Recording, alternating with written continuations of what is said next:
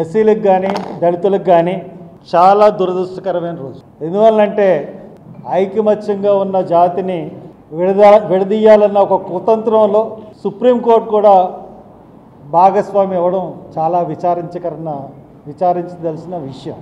ఎందువల్లంటే చంద్రబాబు నాయుడు విభజించు పాలించు అన్న సూత్రాన్ని చంద్రబాబు నాయుడే కాదు టీడీపీ పార్టీ ఆవిర్భావం నుంచి కూడా విభజించు పాలించు అన్న సిద్ధాంతాన్ని పట్టుకుని మాదిగల్ని తమ ఓటు బ్యాంక్గా మార్చుకోవాలని ఒక కుతంత్రంతో ఈ సబ్జెక్ట్ని తెర మీదకి తీసుకొచ్చి మందకృష్ణని ఒక పావుగా వాడుకొనపడడం జరిగింది.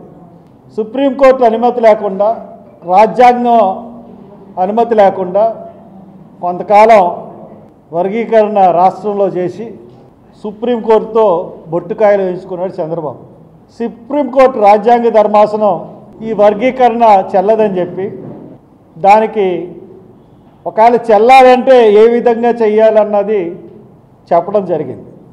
ఈ రోజున మను ధర్మానికి ఒక రాయబారిలాగా, మను ధర్మానికి ఒక పావులాగా ఈరోజు మందకృష్ణ వాడబడుతూ ఈ రోజున ఈ తీర్పు సుప్రీంకోర్టు ఇచ్చిన తీర్పు గురించి సంకలు గుద్దుకుంటా ఉన్నారు.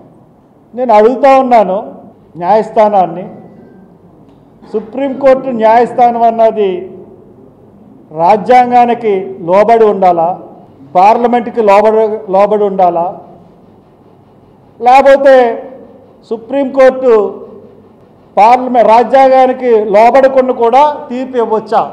సుప్రీంకోర్టు రాజ్యాంగానికి లోబడకుండా కూడా తీర్పు ఇవ్వచ్చా? ఇక్కడ జరిగింది రాజ్యాంగానికి లోబడకుండానే సుప్రీంకోర్టు తీర్పు ఇచ్చింది. ఇది ఎలాగా ఇంప్లిమెంట్ అవుతుంది? రాజ్యాంగంలోని 341 ఆర్టికల్ ఏం చెప్తుందంటే, మీకు చదివి వినిపిస్తాను క్లియర్గా. రాజ్యాంగంలోని 341 ఆర్టికల్ ఏం చెప్తుందంటే, షెడ్యూల్ కులాలు రాష్ట్రపతి ఏదైనా రాష్ట్రానికి లేదా కేంద్ర పాలిత ప్రాంతానికి సంబంధించి మరియు అది రాష్ట్రమైన చోట గవర్నర్తో సంప్రదించిన తర్వాతే పబ్లిక్ నోటిఫికేషన్ ద్వారా కులాలు, జాతులు లేదా తెగల్లోని కులాలు, జాతులు లేదా తెగలు లేదా సమూహాలను పేర్కొనవచ్చు. ఈ రాజ్యాంగం యొక్క ఉద్దేశాలు ఆ రాష్ట్రం లేదా కేంద్రపాలిత ప్రాంతానికి సంబంధించి షెడ్యూల్ కులాలుగా పరిగణించబడతాయి. పార్లమెంటు చట్ట ప్రకారం ఏదైనా కులం, జాతి లేదా తెగ లేదా ఏదైనా కులం, జాతిలోని తెగలోని ఏదైనా సమూహం లేదా సమూహంలోని క్లాజ్ 1 కింద జారీ చేయబడిన నోటిఫికేషన్లో పేర్కొన్న షెడ్యూల్ కులాల జాబితాలో చేర్చవచ్చు లేదా మినహాయించవచ్చు. అయితే పైన పేర్కొన్న నోటిఫికేషన్ ప్రకారం సేవ్ చేయవచ్చు. పేర్కొన్న నిబంధన ప్రకారం తదుపరి నోటిఫికేషన్ మారదు. 341 ఆర్టికల్ రాజ్యాంగంలో చాలా క్లియర్గా చెప్తుంది. రాష్ట్రపతి రాష్ట్ర గవర్నర్ లేదా రాష్ట్ర ప్రభుత్వంతో సంప్రదించిన తర్వాత పబ్లిక్ నోటిఫికేషన్ ద్వారా ఈ రాజ్యాంగం యొక్క ప్రయోజనాల కోసం పరిగణించబడే కులాలు, జాతులు లేదా తెగల్లోని కులాలు, జాతులు లేదా తెగలు లేదా సమూహాలను పేర్కొనవచ్చు. ఆ రాష్ట్రానికి సంబంధించి షెడ్యూల్ కులాలుగానే ఉండాలి.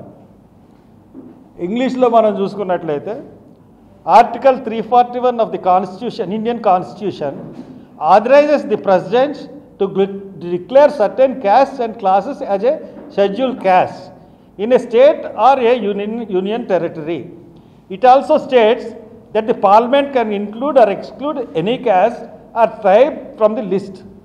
Similar provisions are stated for the scheduled tribes in Article 352. Article 342. Article 341 అన్నది షెడ్యూల్ కులాల గురించి ఉద్దేశించబడింది.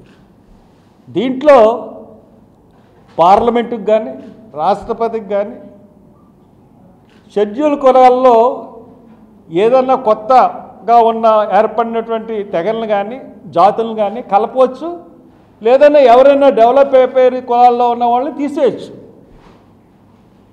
అలాగే తెగల్లో ఒక తెగ డెవలప్ అయిందంటే ఆ తెగని తీసేయచ్చు, ఆ దగ్గరికి కలపచ్చు. రాష్ట్రపతికి కానీ అంటే పార్లమెంటుకు కూడా వర్గీకరణ చేయడానికి ఎటువంటి అధికారం కూడా లేదు. అటువంటి పార్లమెంటరీకే అధికారం లేని సబ్జెక్ట్ని సుప్రీంకోర్టు తీర్పుని ఏ విధంగా జడ్జి చేసింది? పార్లమెంటుకి అధికారం లేదు, రాష్ట్రపతికి అధికారం లేదు, సుప్రీంకోర్టుకి అధికారం ఉంటుందా?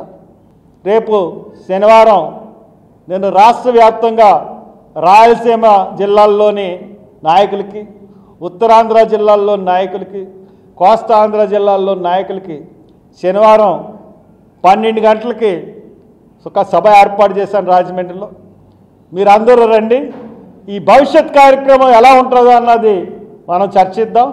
అలాగే నా కాన్స్టిట్యున్సీలో ఉన్న అమలాపురంలో ఉన్న లీడర్స్ని ఇదే ఆహ్వానంగా భావించండి.